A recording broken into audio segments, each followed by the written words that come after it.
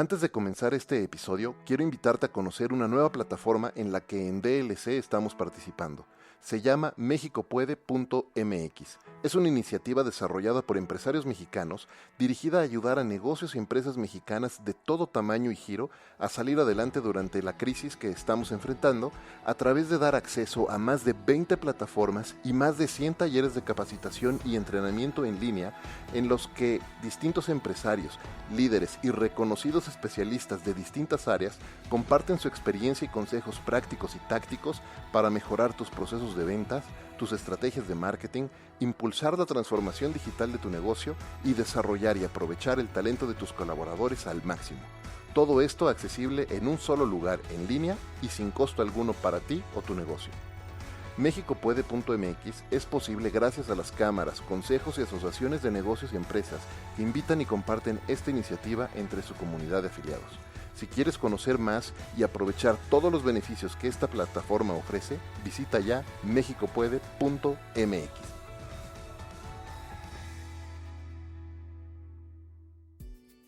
Y también saber que cuando uno quiere hacer algo en la vida, pues tienes que tomar decisiones y tener objetivos. Si tú tienes objetivos claros, es mucho más fácil que llegues a la meta que quieres.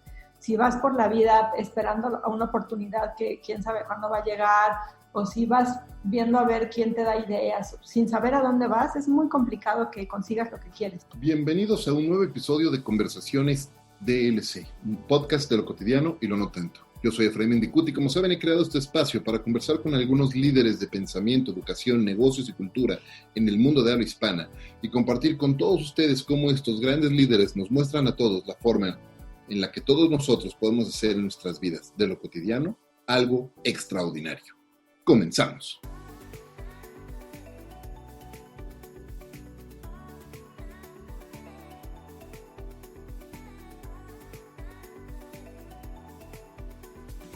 Escritora, editora, periodista y conferencista. Autopublicó su primer libro a los 20 años y ha dirigido su propia casa editora, Amarillo Editores, desde el 2004. Es autora de distintos libros, entre los que destacan Tacones en el armario, Diccionario erótico, Galletitas para un funeral y Libera tus libros, el arte de hacer y vender libros en México. Acompáñenme a aprender de la extraordinaria Mónica Soto y Casa. Mónica, bienvenido y gracias por estar conmigo aquí en Conversaciones DLC. Gracias, Efraín. Me encanta estar contigo y gracias por pensar en mí para esta entrevista. Me encanta poder platicar contigo. Gracias por hacer el tiempo. ¿Qué te parece si para empezar, ¿no? Empezamos por el principio y platicamos un poco, nos platicas un poco de tu historia? ¿Quién es Mónica? ¿No? ¿Cuál ha sido el camino que has recorrido y que te ha traído hasta este momento, ¿no? Y tienes una historia súper interesante, algunas cosas las tienes publicadas en tu sitio, y estaba leyendo yo un poco sobre tu historia, has hecho cosas súper interesantes, y nadie mejor para hacerle justicia a esa historia que tú misma, así es que, ¿por qué no nos cuentes un poco de ti? Pues Mónica es una soñadora empedernida. Empecé a escribir muy chiquita, antes de saber escribir ya escribía, y entonces, cuando tenía como 14 años, me encontré un libro, El corazón de piedra verde, que me fascinó. Yo veía, como mi mamá trabajaba, mi papá también, y me pasaba toda la tarde sola después de la escuela, pues mi hermana me decía el teleguía porque me sabía toda la programación. Digo, eran pocos canales y en esa época, es el 94. Entonces veía la tele toda la tarde, me sentaba frente a la tele a hacer la tarea toda la tarde. Ya cuando llegaba mi papá, cenábamos y ya.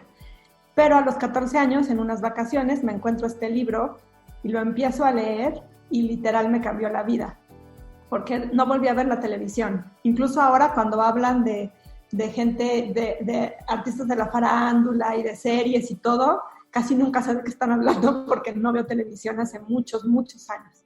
Entonces tomé ese libro, entre ese libro y entre un novio poeta que tuve a los 15, con el que escribía poemas, pues decidí que ese era mi camino.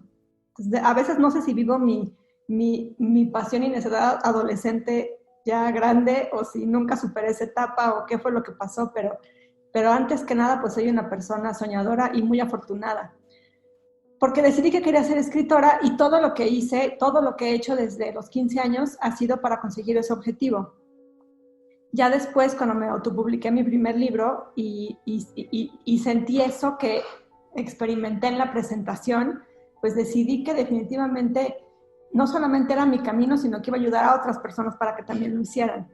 Entonces, mi historia es una historia de pura independencia. Todo lo que he hecho ha sido independiente. Aprendí como a los 20 y tantos, no me acuerdo. Tenía muchos amigos con becas del gobierno para hacer revistas o publicados por editoriales estatales. Y la verdad es que lo que vi es que los proyectos existían solamente cuando alguien más los apoyaba, cuando alguien les ponía dinero, cuando una empresa pública o privada los hacía subsistir.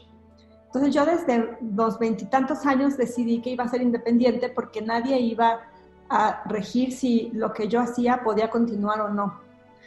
Entonces fue que decidí ser independiente siempre. Me gusta mucho porque te puedo decir que he presentado libros en municipios de todos los colores, en todos lados, y nunca ha habido quien me diga, tú eres panista y no puedes, o tú eres priista y no puedes, o tú apoyas a Morena y por eso no puedes.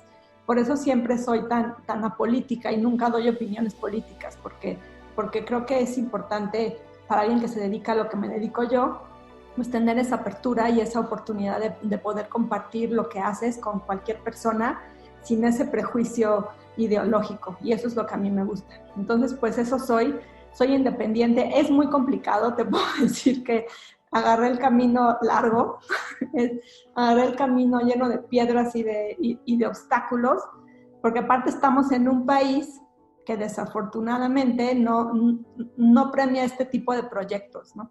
Premia a quien es el hijo de, o el primo de, o la pareja de ella, sí, pero alguien que va por su lado no tiene el prestigio de alguien que publicó el gobierno. Entonces es bastante complicado, ¿no? Pero bueno, finalmente para mí ha sido también una oportunidad de hacer lo que se me da la gana, literal.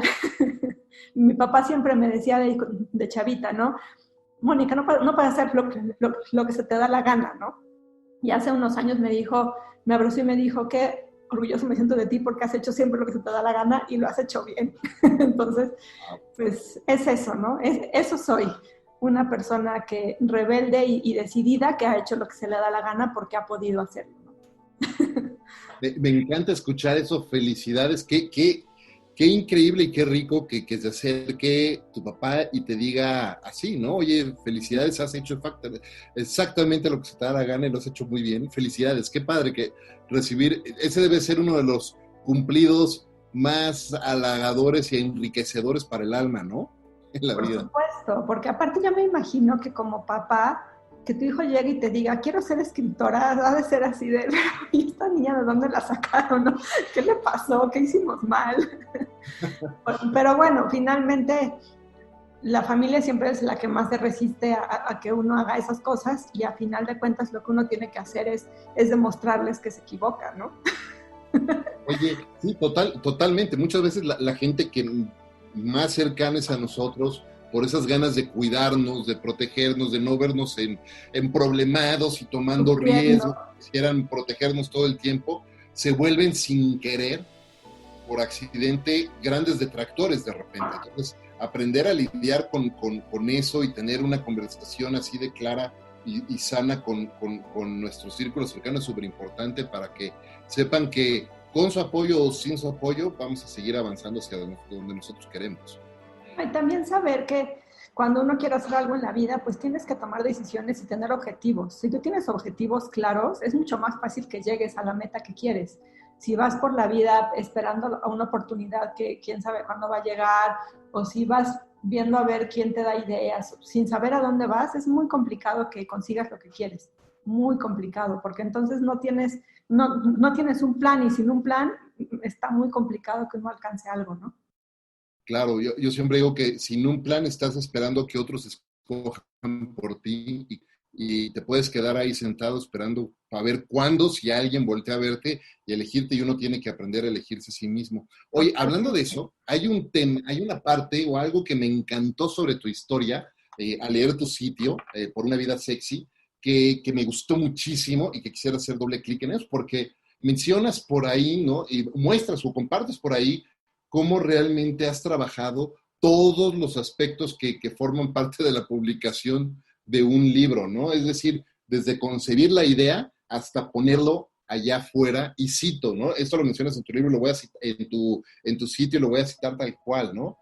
Conocer las partes de atrás de los centros comerciales, entregando libros en librerías, haciendo fila con vestido y tacones junto a mensajeros y choferes para entregar libros, sencillamente porque si me espero a que alguien lo haga por mí o a tener el éxito económico con mis libros para lograrlo, el tiempo sigue pasando, los sueños se van alejando y las posibles realidades se hacen imposibles poco a poco. Me fascinó esta frase. Cómo, y me fascinó esta forma de pensar tuya y de hacer las cosas, porque cuántas personas que quieren o queremos publicar un libro o lograr cualquier meta, la que sea en la vida, se sientan precisamente a esperar y poner pretextos de por qué alguien no me ha escogido. ¿Cómo fue o cómo aprendió Mónica que tenía que hacer ese plan y que tenía que tomar las riendas de sus propios proyectos y no esperar? Porque además lo hiciste súper joven. Sí. Yo creo que por eso funcionó, porque lo hice tan joven que era todo inconsciente. Sí, eso fue, como te comentaba, cuando publiqué mi primer libro y lo presenté, pues quería que otras personas también sintieran eso que yo había sentido, ¿no? Ese fue como mi ideal romántico para convertirme en editora de libros. Me convertí en editora de libros a los 23 años, sin tener la más remota idea de lo que estaba haciendo. No tenía ningún amigo editor, no tenía nada. Mi familia no es de libros, o sea, nada que ver. Pero a mí me gustaban mucho y yo los quería hacer. Entonces aprendí mucho por imitación y mucho, porque cuando empecé a hacer libros y empecé a conocer que al que encuadernaba, que al que imprimía, todo esto, pues ellos me fueron enseñando. Yo aprendí sobre la marcha. Por eso tengo un libro que se llama Libera tus libros, que habla de la autopublicación de libros en México. Y justamente ahí lo que cuento es eso, ¿no? Que como aprendí sobre la marcha, pues lo fui haciendo de una manera distinta. Nunca dejaba que me dijeran demasiado cómo se hacía, porque yo veía que tampoco funcionaba tanto como me decían. Entonces, y aún sigo sin saber cómo funciona del todo, porque los libros son la cosa más misteriosa y más extraña del mundo. Pero entonces lo que fui haciendo fue observando, escuchando, aprendiendo de la gente que estaba metida en esos asuntos y pues aprendiendo así. Entonces, la verdad, me servía mucho la juventud porque yo llegaba, como me veían chiquita y simpática, me ayudaban mucho. Siempre le he agradecido mucho a la gente que me ayudó, porque la verdad es que de repente un comprador de Gandhi se siente contigo y te diga cómo tienes que hacer qué tienes que ponerle a tus libros a nivel físico para que se vendan más, pues es una cosa que creo que no le pasa a cualquiera, ¿no? Digo, también ellos me veían, a mí me encanta trabajar, entonces todo el tiempo estoy trabajando, entonces me veían trabaja y me dicen, es que debemos trabajar tanto y que no consigues tal, entonces queremos ayudarte para que lo logres, ¿no? Y eso a mí me parece absolutamente afortunado. El señor que me encuaderna los libros, por ejemplo, me conoció soltera, sin hijos, a los 23 años o 24 años, ¿no? Entonces, sigo trabajando con él, han pasado más de 15 años y pues tenemos toda la confianza del mundo y me ha enseñado muchísimo. Yo salía del taller de encuadernación con un dummy de cómo se tenía que hacer una formación para imprenta de un libro, ¿no? Entonces, eso siempre fue muy afortunado, que me encontraba gente con esa disposición de enseñarme y de ayudarme. Y pues eso ayudó muchísimo. Y lo padre era también, pues, por ejemplo, cuando llego al almacén de Gandhi a entregar mis libros, pues los que están, el policía de la entrada, la policía que te revisa, que no traigas libros de seguridad, el cuate que te recibe los libros y los pasa por el código de barras, me conocen. Entonces yo llego, pues platico con ellos de mis libros. Esa es una experiencia que a mí me parece padrísima, porque no cualquier autor tiene esa oportunidad. Entonces, pues ahora sí que sí es una historia como muy sui generis que uno va haciendo. Para muchos autores promover sus propios libros y llegar y vender su propio libro y hablar de su propio libro, pues les resulta muy humillante, ¿no? Porque sienten que los autores tenemos que estar en un pedestal y la gente nos tiene que rendir cierta pleitesía, y si no eres así, pues entonces a lo mejor no vales tanto la pena. Pero yo creo que esa figura del escritor pues se quedó como muy en el siglo XIX, o incluso a mediados del XX. Ya después, pues las cosas van cambiando, ¿no? Y uno lo entiende. La industria de los libros ha cambiado del 2000 para acá, lo que no había cambiado prácticamente desde la invención de la imprenta de tipos móviles, ¿no? Los libros eran básicamente lo mismo. Entonces, si lo vemos así, pues uno entiende que haya tanta idea, pues muy añeja en ese sentido, ¿no? Y sí conocí los partes de atrás de los centros comerciales muchas veces. Y son mientras más bonito es, realmente es más feo lo de atrás. Y a mí me gusta haber podido hacer eso. Ahora ya no entregas en centros comerciales, ahora entregas en un centro de distribución, ¿no? Pero eso ya cambia la cosa. Pero cuando eres independiente, ganarte esa confianza, pues te cuesta el triple, ¿no? Claro. Oye, pero algo que me gustaría hacer doble clic, o en dos cosas que me gustaría hacer doble clic con lo que acabas de comentar es, uno, por ahí dicen que las oportunidades siempre nos encuentran cuando uno está trabajando, y acabas de decir, no paras de trabajar y estás todo el tiempo trabajando, y es que no es que la oportunidad te encuentre, mejor dicho, tú estás generando tus propias oportunidades. Y eso me lleva a destacar otra cosa de lo que estás diciendo que me gustó mucho, y es, decías, bueno, hay muchos autores que piensan que deben de estar todavía en un pedestal y no deben de tener esa experiencia que has tenido tú. Yo diría que deberían se pierden la experiencia, se pierden de darse a sí mismos la experiencia de conocer a todos los eslabones en esa, pues finalmente es una cadena de valor también, ¿no? Como cualquier otro producto, y se pierden el conocer cada eslabón de esa cadena, ¿no? Ahora, ¿cómo cambia eso ahora? Y nos decías, la industria de la publicación y de los libros ha cambiado muchísimo en los últimos 20 años. Y hoy existen herramientas o plataformas como un Kindle Direct, por ejemplo, ¿no? Con Amazon. ¿Cómo cambia eso? ¿Y tú crees que eso está impactando en el tipo de contenidos al que nos podemos exponer, o nos abre más puertas? ¿Cómo lo ves tú desde tu punto de vista? Tiene sus pros y sus contras como todo, ¿no? Lo que tiene en contra, el pro es que, como dices tú, puedes encontrar cualquier tipo de propuesta en cualquier lugar del mundo, y eso me parece que en cuanto a contenido es maravilloso. Pero en cuanto a calidad del contenido, ahí es donde la cosa cambia. Porque si tú haces un libro sin editor, pues lo más seguro es que ese libro no esté como tan bien hecho. Y sí, a mí me han dado muchos libros, autores que lo hicieron solo, que siempre los devuelvo y les digo, a ver, tu libro no está terminado, ¿no? Necesitas todavía hacerle esto. Y nunca les gusta. Ya no doy opiniones porque a la gente nunca le gusta lo que opino. Entonces, sí es importante que si quieres hacer un libro, aunque sea en una autopublicación en una plataforma, pues sí busques a alguien profesional que te ayude a hacerlo. Obviamente eso cuesta dinero y mucha gente lo que no quiere es pagar eso, pero eso va en detrimento a tu libro. Entonces, hay una frase, no me acuerdo, Claro. De uno de los exdirectivos de Lulu. Lulu.com es una de las plataformas de autopublicación más grandes. No me acuerdo cómo se llama el señor.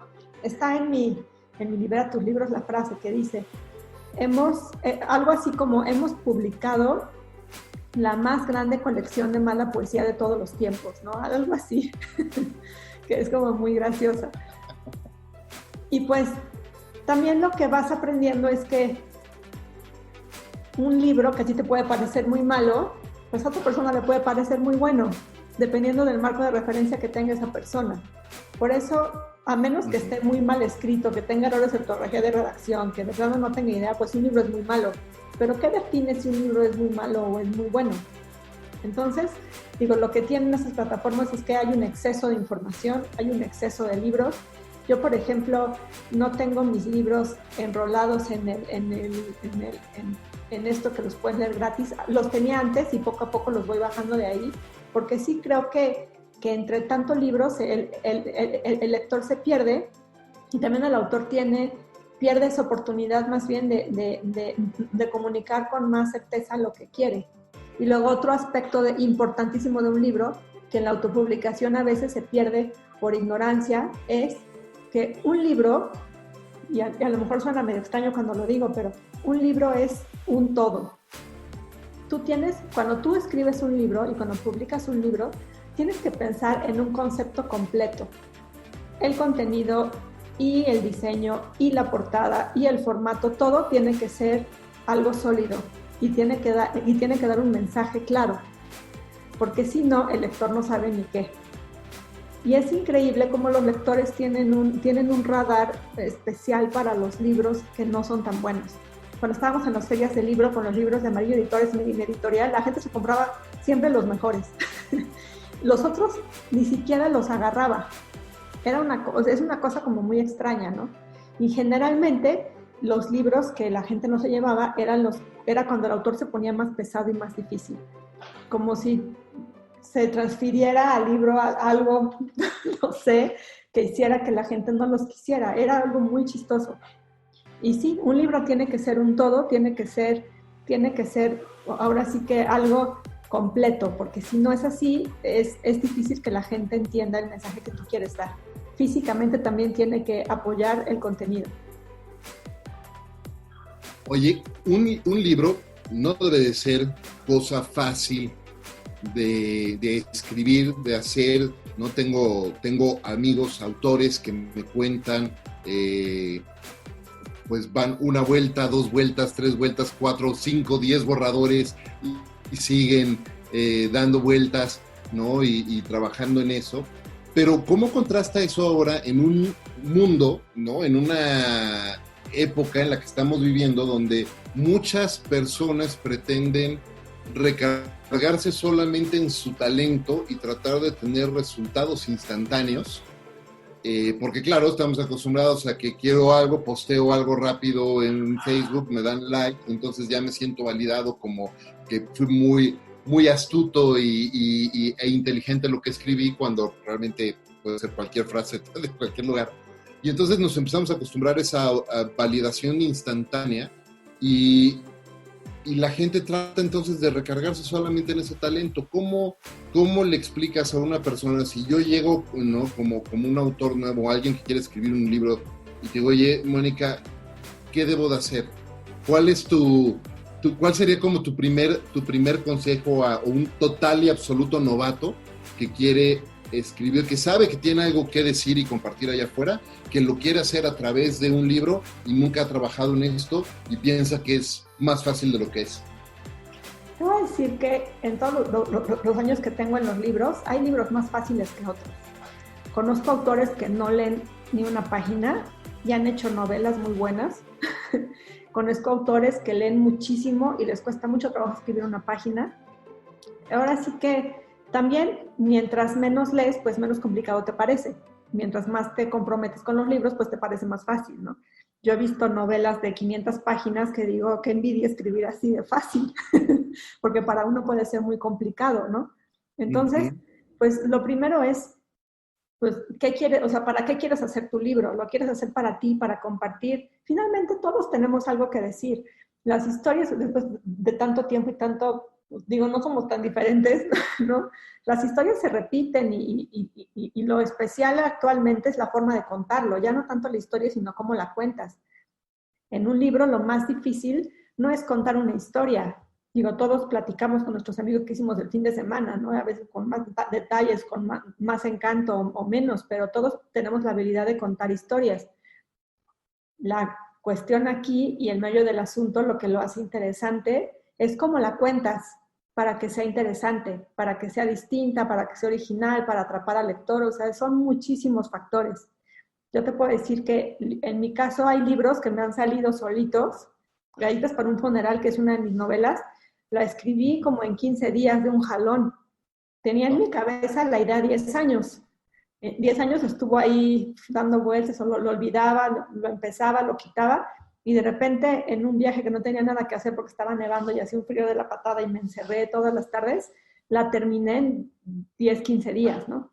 Y tengo otra novela que la estoy empezando por 14ª ocasión. Tengo una novela, con esta novela tengo, no sé, ya no sé ni cuántos años y la he escrito 14 veces. 13, estoy empezando la 14. O sea, Wow. y también tiene mucho que ver con, lo que yo he visto es que mientras más escritor es la persona, mientras más valora los libros, más trabajo le cuesta escribir, porque siente mucho más compromiso.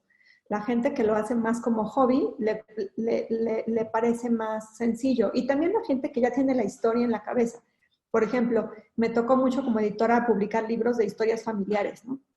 Que la historia de la mamá, de la abuela, de eso, pues les parecía, era para ellos más fácil porque pues ya tenían la historia, nada más tenían que contarla.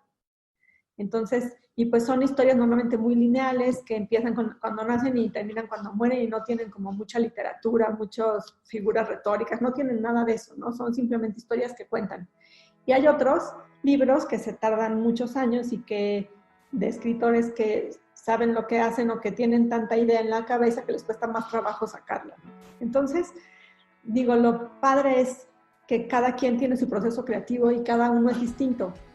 Y por eso tenemos tanta diversidad de propuestas y tenemos la experiencia tan rica de leer cualquier cantidad de cosas, ¿no? Y hay veces que lees y dices, bueno, si ya escribieron esto de esta forma, pues yo para qué demonios escribo, ¿no? Oye, tú has escrito ficción y no ficción. Sí. ¿Qué es más fácil escribir? Y en México, en tu experiencia como editora, ¿qué se genera más, ficción o no ficción? A mí me cuesta más trabajo la no ficción porque escribo más ficción desde siempre.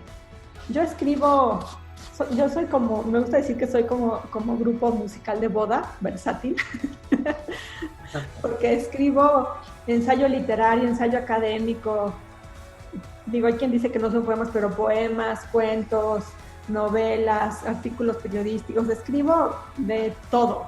Lo que me pongas, ahora sí que escribo, ¿no? Y me gusta.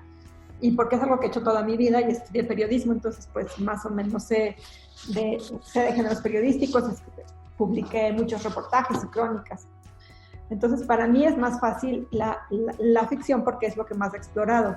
Y porque también, como por mi rebeldía natural, que me digan de qué tengo que escribir, pues siempre me cuesta más trabajo. Entonces cuando es no ficción y me dicen, quiero que sea este tema, que afortunadamente mis columnas y todo pues son libres y nadie me dice esto sí o esto no.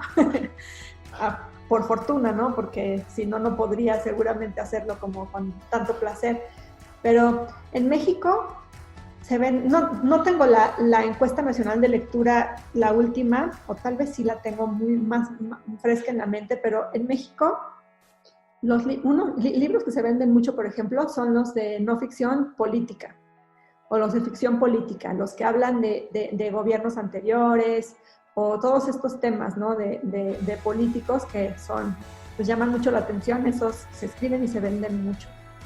También de lo que más se lee, por ejemplo, mucho más novela que cuento. Cuento casi no se lee, lo cual es muy extraño porque México tiene una tradición de cuento súper importante. Tenemos cuentistas increíbles, Amparo Dávila, Edmundo Valadez, tenemos una tradición de cuentos maravillosa y casi no se lee cuento, ni porque sea breve.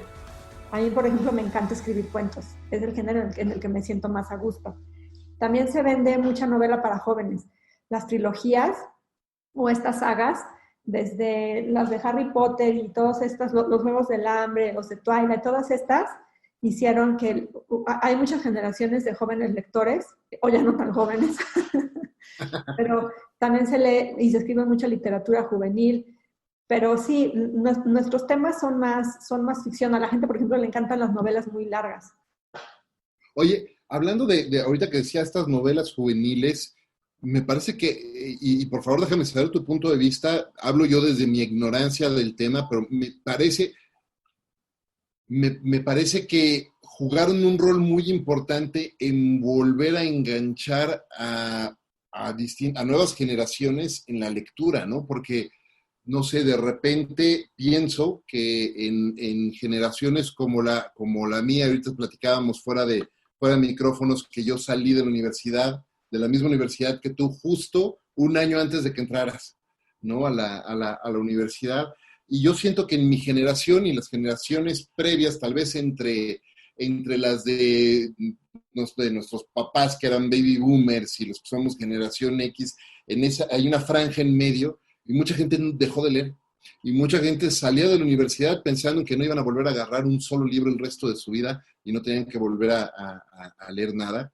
Y siento que este género de novela juvenil volvió a enganchar mucho estas sagas como Harry Potter. Mi hija tiene 12 años y se sabe el nombre completo de Dumbledore, ¿no? Y veo cómo enganchado y consume libros todo el tiempo y ahora también escribe sus propios cuentos y sus historias y me fascina ver cómo hace todo eso. Y yo me acuerdo que tal vez en mi generación y unas antes no estaba la gente no, esa generación tan metida en libros. Me acuerdo que mi papá me regaló la saga completa de Salgari y entonces lo tenía ahí puesto en un librero en mi recámara y nunca tomé un solo libro de él. No sé, fue rebeldía mía porque yo decía, no, nada más porque me lo dio él como para leerlos a fuerza y entonces dije, no. Y yo consumo muchísimos libros, leo muchísimo, me encanta leer, pero fue hasta después de la escuela, digamos, que agarré más pasión por esto. Y siento que ahora estas nuevas generaciones están mucho más enganchadas a edades más tempranas. ¿Mi percepción es correcta o no? Yo creo que sí. Cuando tú y yo éramos chavitos, no estaban escribiendo libros para nosotros. No se pensaba en nuestra generación como en un target de lectores. Lo que leíamos eran los clásicos juveniles de todos los tiempos, ¿no? Los de Michael Ende, yo me acuerdo que amaba Momo, pero pues era de antes. Los de Salgari, como tú decías, ¿no? O sea, no había como una literatura escrita para nosotros. Y ya después, con Harry Potter, pues empezó este boom enorme de literatura escrita para esos jóvenes. Y también, digo, no tengo la estadística del INEGI de la población en esas épocas, pero yo supongo que la población juvenil ha de haber crecido bastante después, o sea, sí, seguramente había mucho más jóvenes después de nosotros, ya no tanto la edad de nuestros hijos, sino las generaciones anteriores que ya leían más porque ya tenían sus propios libros y ya eran mucho más además que de los que éramos nosotros, ¿no? También a lo mejor eso tiene que ver, pero sí, a nosotros, a los que tenemos ahorita 40, 35, 40, 45 años, no nos tocó que nadie nos escribiera a nosotros. Nos tocaban programas de televisión y así, pero escritores que se dedicaran a nosotros, por lo menos yo no lo tengo registrado. A lo mejor es que no leía ese tipo de literatura, o a lo mejor como no estábamos tan interconectados, no nos enterábamos tanto, pero yo no recuerdo que haya ido jamás por un libro que fuera para mí. ¿Sabes cuál? El Señor de los Anillos, pero también era anterior. O sea, no era... No era contemporáneo, claro. No, sí, no te puedo decir un libro que fuera para jóvenes en esa época del que yo tenga registro. No. Sabes que una anécdota que me encanta contar es que en 99, yo estaba manejando, 99-2000, estaba manejando la cuenta de Scholastic, yo soy publicista, o sea, me gradué de comunicación y me hice publicista y manejaba la cuenta de Scholastic, este editorial para libros infantiles. Y me acuerdo que llegó la directora de marketing de Latinoamérica a una junta, llegó y me dio un libro así, paperback, súper chiquito, me dijo, mira, toma, te lo regalo, este es nuestro próximo bestseller. Ahora en 1999 o 2000. Lo leo y veo el dibujo de un niño ahí, flaquito, con lentes y una cicatriz en la frente, y yo decía, ¿esto qué, no? ¿Por qué, no? Harry Potter y la piedra filosofal, y yo decía, ¿y esto qué? Y lo empecé a leer, nada más porque, bueno, me lo regaló mi cliente, no quiero que en mi siguiente junta me pregunte y no lea yo, ¿no? Y me enganchó el libro, ¿no? Y yo esperaba, como niño, cada vez que iba a salir un nuevo libro, lo esperaba como niño, ¿eh?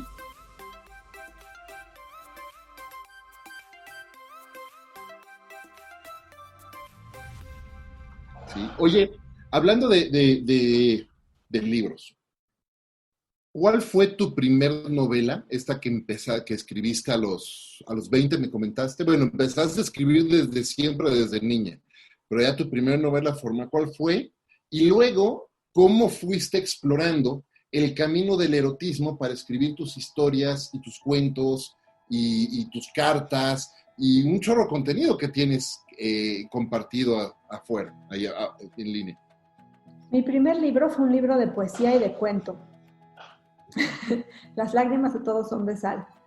Ese libro del que no quiero acordarme y jamás leerán un fragmento de él. Okay. Porque ahora lo leo y digo, o sea, cómo se me ocurrió, pero bueno, era muy joven y entusiasta.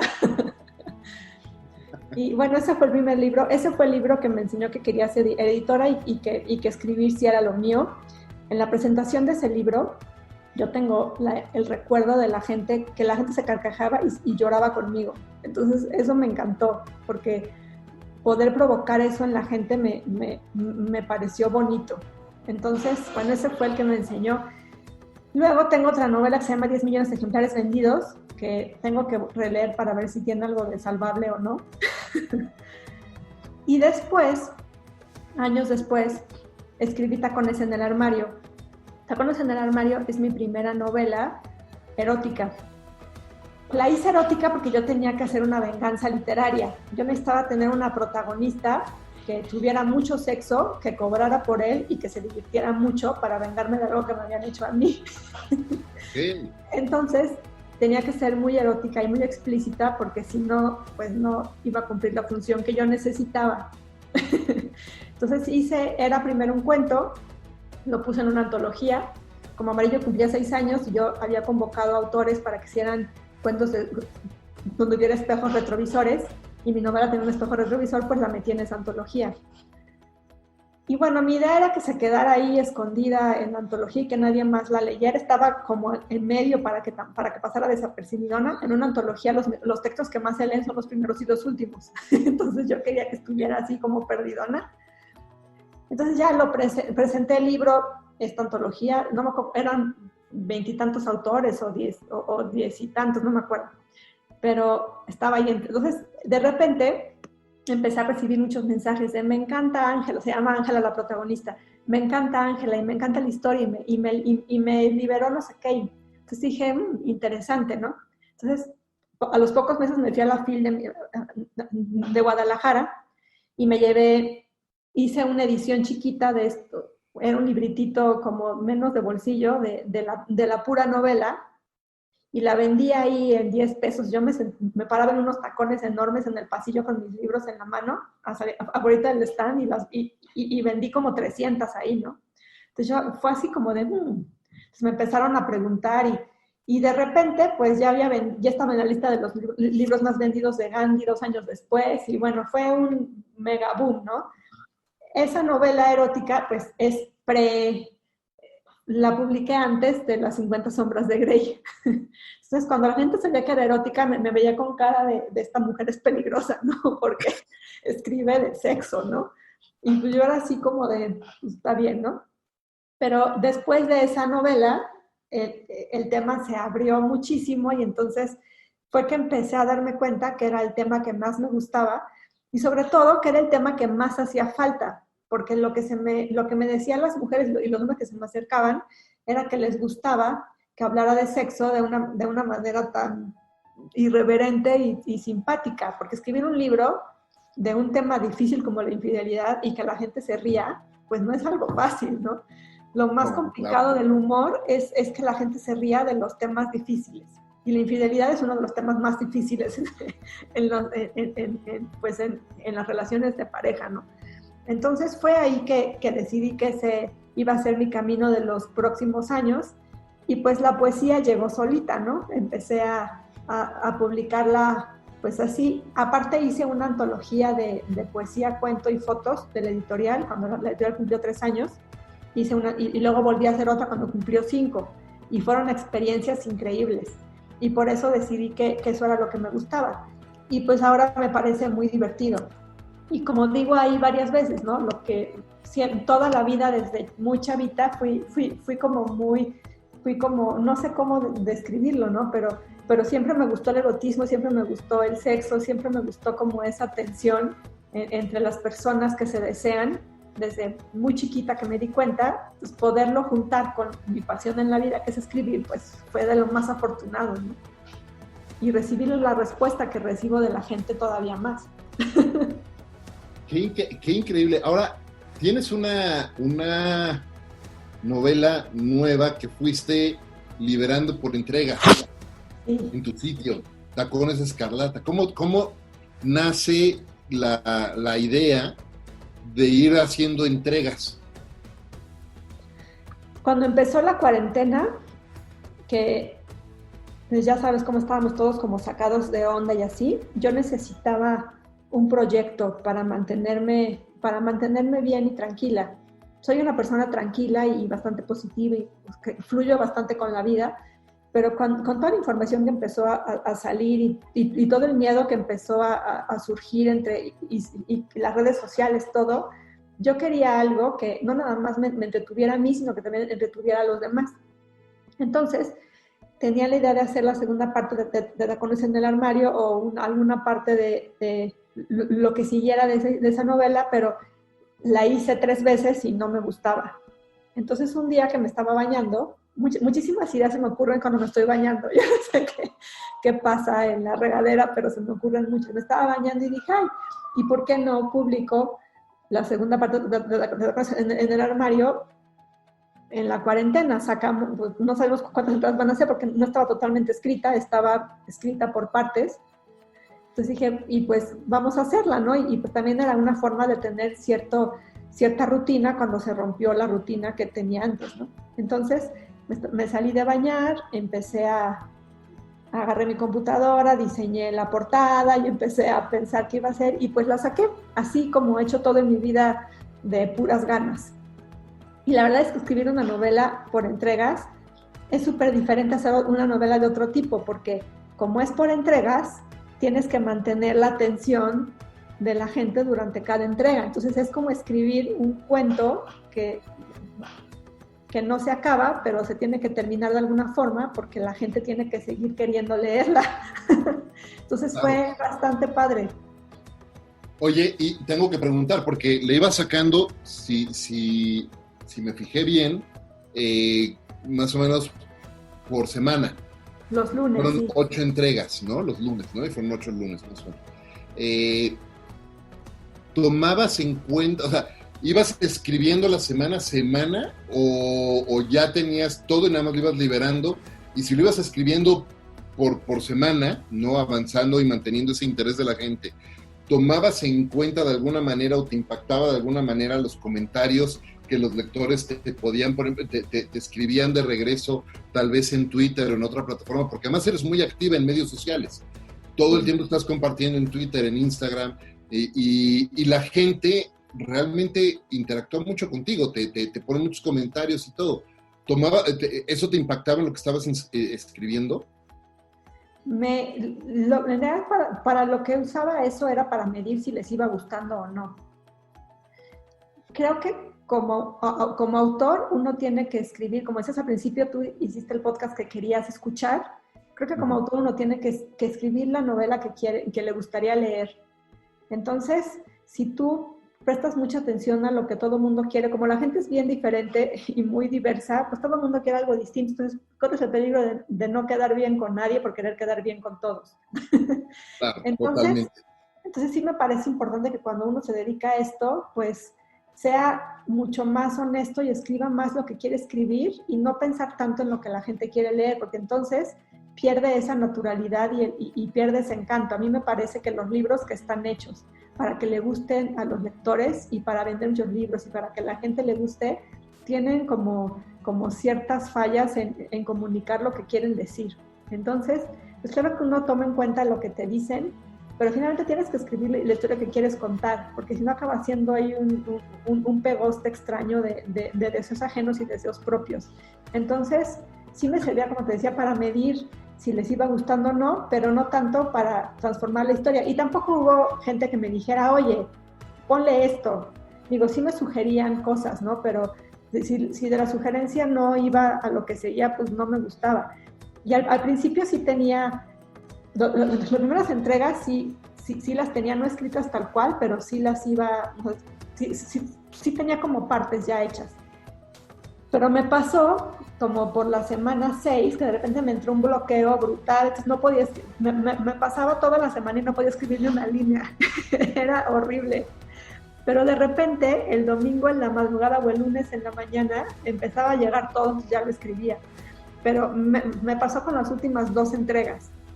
Y hubo una noche, por ejemplo, yo le quería dar una vuelta de tuerca, porque la historia venía como de una forma y yo quería ponerle el freno y volcarla totalmente. Entonces, esa noche que supe cómo iba a ser la vuelta de tuerca, no dormí pensando en ella. Y ya en la mañana, justamente mientras me estaba bañando, fue que supe cómo iba a continuar. Entonces, por eso fue tan bonito hacerla, porque al tener el compromiso de publicarla cada lunes, pues los recursos y la forma en que tuve que irla contando, pues fue muy diferente a lo que había hecho antes. Y me encantó. Voy a escribir algo sobre hacer una novela por entregas y lo diferente que es escribir una novela de principio a fin. Porque aparte, una novela por entregas no le puedes cambiar nada al capítulo 1. Claro, ya. Y también pasa mucho cuando escribes que si no, tienes que ponerle un límite a la corrección, porque no puedes corregirlo 100,000 veces. Siempre es perfectible, siempre hay algo que le puedes cambiar, que puede mejorar, que puede crecer, que le puedes quitar. Entonces, tienes que llegar a un límite de decir hasta aquí y ya no más, ¿no? Entonces, Eso fue lo interesante, no poderle quitar nada. También tiene su dosis de emoción. Oye, está padrísimo y me imagino que debe ser un proceso súper interesante, pero otra cosa que debe ser súper interesante también es cómo manejas la vulnerabilidad. ¿Y qué quiero decir con esto? Tú eres una creadora, ¿no? Y eres creativa, eres una creadora y generas creas tus propias obras y las pones allá afuera. Y no nada más estás poniendo tu trabajo allá afuera, pero además eres una persona que interactúa mucho, una creadora que interactúa mucho con la audiencia allá afuera. Y cuando creamos algo y lo ponemos allá afuera para que el mundo lo vea, nos ponemos en una posición de absoluta vulnerabilidad, porque cualquier persona lo puede juzgar como bueno, como malo, como igual, como distinto, como quieran. Y además lo ponemos en plataformas sociales, esa forma de calificarlo pues, llega muy rápido para nosotros y para todo el mundo. ¿Cómo manejas tú esa vulnerabilidad y esa interacción cuando alguien te dice, me encanta lo que estás escribiendo, está increíble, y por el otro lado cuando alguien te dice, ¿cómo escribes eso? ¿Qué te pasa? ¿Cómo manejas eso? Mira, tengo la fortuna de tener un carácter bastante ligero. No soy enojona ni me clavo demasiado en nada. Digo, solamente en lo que yo decido. Y soy muy irreverente y muy autoburlona. Entonces, eso en primera instancia me ayuda mucho. Y también me ayuda mucho que no toda la gente que te dice que le encantó lo hace porque lo haya ni siquiera leído. Entonces, la primera en no creerse demasiado nada soy yo. Entonces, unidos estos dos factores me ayuda a tomarlo como, pues, como cosas que pasan, ¿no? Evidentemente hay gente a quien le va a encantar y gente que la va a odiar. Gente que, digo, hablo de erotismo, de sexo y de libertad desde un punto de vista medio disruptivo para la gente. Entonces, sería bastante irónico que yo pensara que no voy a incomodar a nadie. Es más, si no incomodar a nadie, quiere decir que estoy equivocándome, ¿no? Quiere decir que lo estoy haciendo mal. Si a todo el mundo le encantara y todo el mundo estuviera de acuerdo, pues estaría preocupadísima, ¿no? Entonces, cada vez que alguien me dice algo que no está de acuerdo, que no le gusta, pues recibo el comentario como lo que es una opinión. Y pues cada quien tiene su opinión y tiene derecho a expresarla si quiere o no. Lo único que sí no, por ejemplo, sí me defiendo cuando el ataque ya es a una cosa absurda, ¿no? Que a la vez casi nunca me defiendo. A veces lo que hago es bloquear y bye, ¿no? Últimamente sí he estado bloqueando gente que me dice, hubo un señor, ¿no? Que me dice, es que otra vez tus pendejadas, ¿no? Sí, pues, si no las quiere leer, pues que no las lea, ¿no? Claro. Si no le gusta, pues que no lo vea. Y también hace poquito recibí un mensaje, por ejemplo, de una chava que me agredió horrible con mensajes y me decía, no te metas con fulano. Y yo le contesté y le dije, te contesto porque soy una persona que respeta mucho a las mujeres y así. Y la vez que yo al cuate ni lo conozco, ¿no? Le dije, no sé ni quién es. Si te preocupa tanto, pues pregúntale a él, ¿no? Y si te preocupa tanto, pues tienes que trabajar. Si no es como amenaza, pues trabaja contigo y tu autoestima, porque no soy yo la del problema, ¿no? Entonces, Claro. o sea, suelo responder así. Nunca respondo una agresión con otra agresión. Sí soy una persona muy respetuosa de las opiniones de los demás. Entonces, cuando alguien me agrede así, pues ni siquiera me lo tomo tan personal porque sé que cuando viene un ataque de ese tipo, no es conmigo, es con ellos mismos y se están reflejando nada más. Entonces, Claro. me gusta mucho la frase esta, se la atribuye a Naís Nin, no estoy segura que sea de ella porque nunca le he leído en un libro suyo, sino la he escuchado citada, que dice que no vemos las cosas como son, sino como somos nosotros. Entonces, cuando alguien me critica en las redes y así, pues yo lo primero que me viene a la cabeza es esa frase, ¿no? Cada quien ve lo que yo hago a través desde su punto de vista. Entonces, a quien le parece grotesco y horrible, pues no soy yo, son ellos, Con ¿no? ellos, sí, claro, Y por supuesto. entonces, hace tiempo en una entrevista, Cecilia Roth me dijo que se me quedó muy, muy clavado, la entrevisté hace muchos años, cuando estaba en una revista, me dijo que ella no podía ser responsable de lo que la gente que ve sus personajes perciba. A mí en ese momento dije, ay, pues, qué señora tan irresponsable, ¿no? Como, o sea, ¿cómo no? Y ahora le entiendo tanto. Uno no puede ser responsable de lo que interprete la gente, de lo que uno escribe o de lo que uno hace o de lo que uno opina. Y pues creo que en este tiempo en que las redes sociales son tan fuertes, pues hay que saber eso, ¿no? Hay que saber que la opinión ajena es la opinión ajena y no tiene nada que ver con nosotros. Y la gente opina desde sus demonios, fantasmas y problemas y no problemas y desde su realidad. Y eso es algo que nunca hay que perder de vista, ¿no? Entonces, por eso la verdad, pues no me quita el sueño, no me creo tanto ni lo bueno, ni tanto ni lo malo. Porque creo que cuando uno también cae en creerse todo lo bueno, pues ya no hace nada mejor, porque ya la hiciste. Y cuando uno llega a eso, pues ¿para qué sigues creando, no? Claro, Entonces, porque aparte la gente que me dice cosas feas no tiene idea que la peor crítica de mí misma soy yo. claro, Uno es el exacto. peor, Típicamente nuestro peor crítico somos nosotros mismos, sí, claro. totalmente. Oye, mencionabas hace rato que muchas de tus ideas vienen cuando estás en la regadera.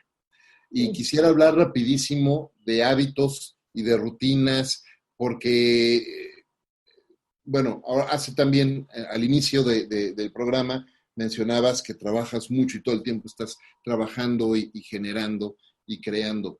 Yo sostengo la premisa, y esto lo platico con todos los invitados en el programa, en todos los episodios, que para que alguien sea tan productivo como lo eres tú, necesitas hacerte de ciertos hábitos y de ciertas rutinas que te permitan trabajar y ser productivo, ¿no? Rutinas para retirar fricción y hacer que las cosas sucedan, y hábitos para mantener nuestro nivel de energía también alto, arriba, etcétera. ¿Qué, en todos estos años, con todo el trabajo que has desarrollado y todo lo que has aprendido, qué rutinas y qué hábitos hoy tienes que te ayudan a seguir creando y seguir produciendo tanto? Mira, en cuanto a proceso creativo, no tengo uno solo. Puedo escribir en cualquier momento, en cualquier lugar. Digo, tengo 2 hijos y vivo sola con ellos y manejo mi casa yo, y más ahorita. O sea, es imposible que tengas como el momento de silencio para sentarte a escribir 5 horas. En mi vida eso no existe, ¿no? Claro que existen 2 niños con los que me divierto como si fuera otra niña de la casa, y eso me ayuda para tener el buen carácter y para escribir lo que escribo y cómo lo escribo, ¿no? Pero algo importante es, duermo bien, siempre duermo bien, o sea, no, es raro que me quede hasta las 500 despierta, o sea, siempre duermo bien. Como siempre las 3 comidas a las horas que tengo que comer.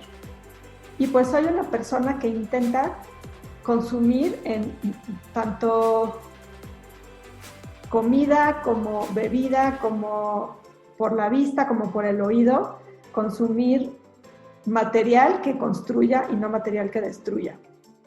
Creo que eso es importante.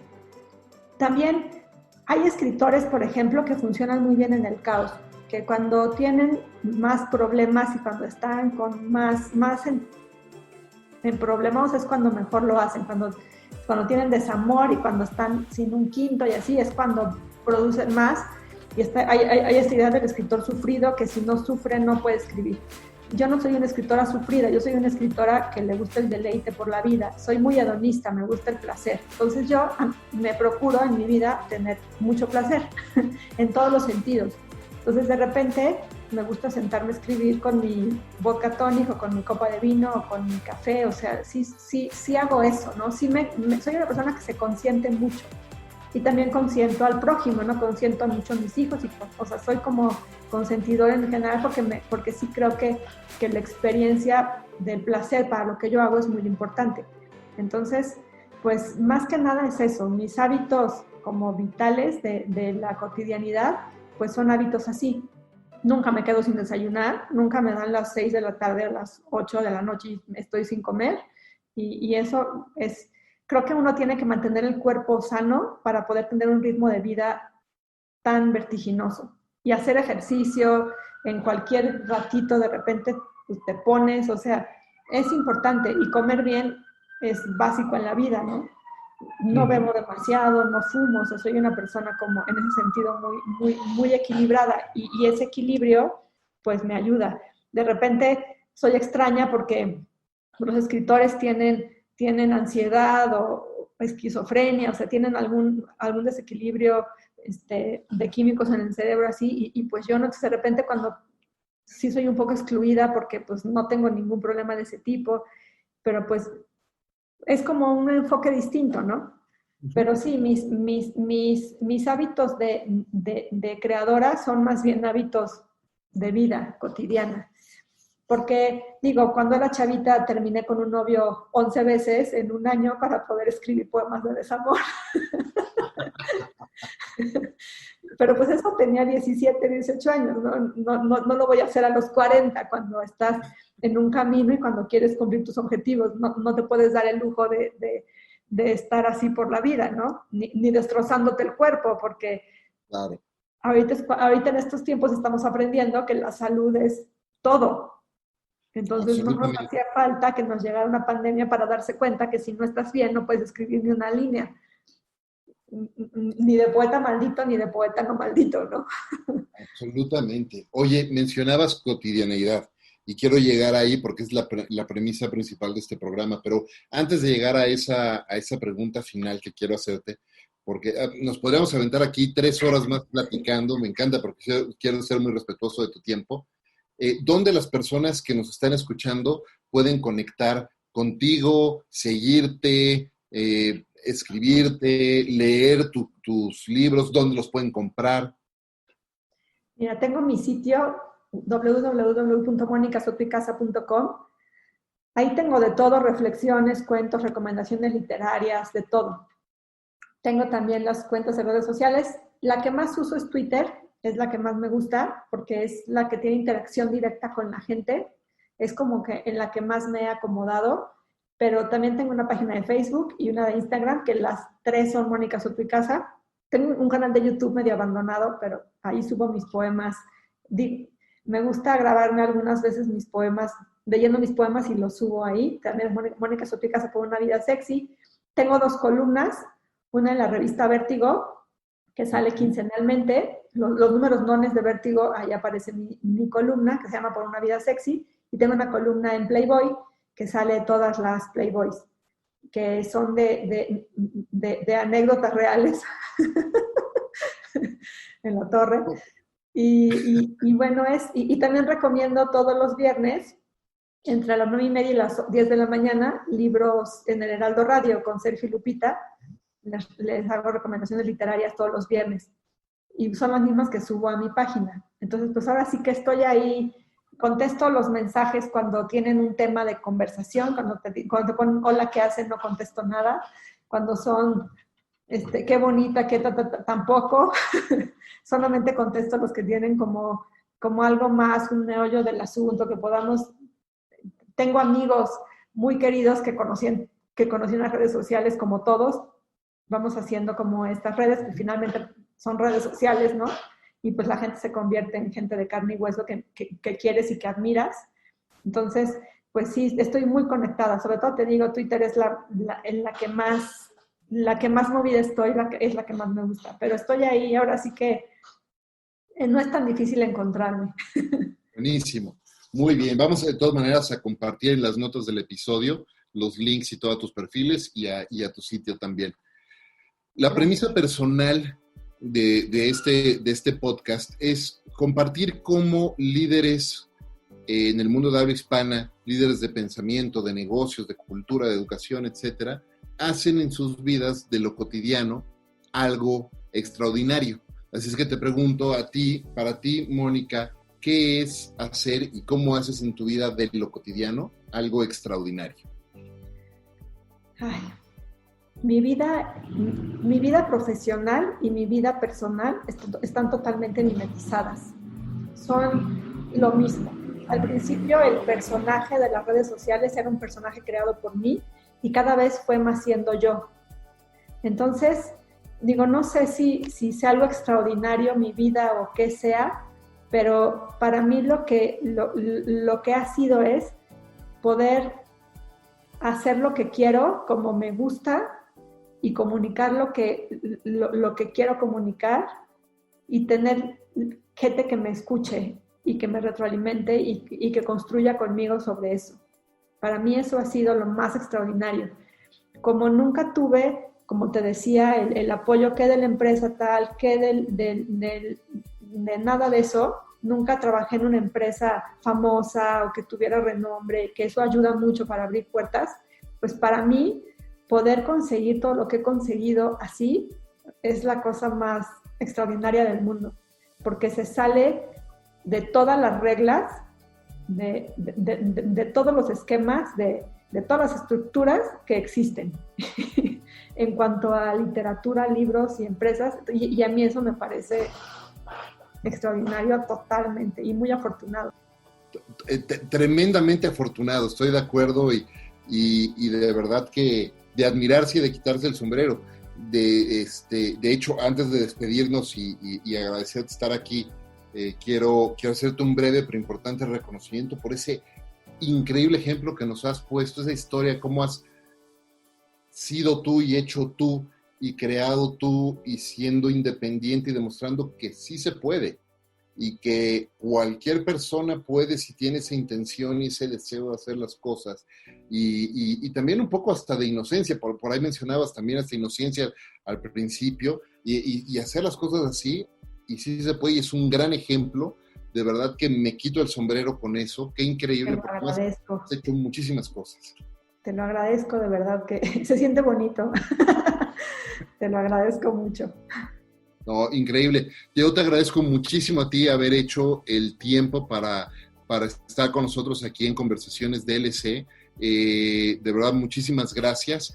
Y también gracias a todos los que nos están escuchando, como todas las semanas. Recuerden, este es un programa semanal, así es que si no lo han hecho ya, suscríbanse al mismo y compartan este y todos los episodios de Conversaciones DLC, porque estoy seguro que entre sus amigos, colegas y familiares hay por lo menos una persona que se puede beneficiar muchísimo de los consejos, de las ideas y de los conceptos que líderes como Mónica hoy aquí nos están compartiendo.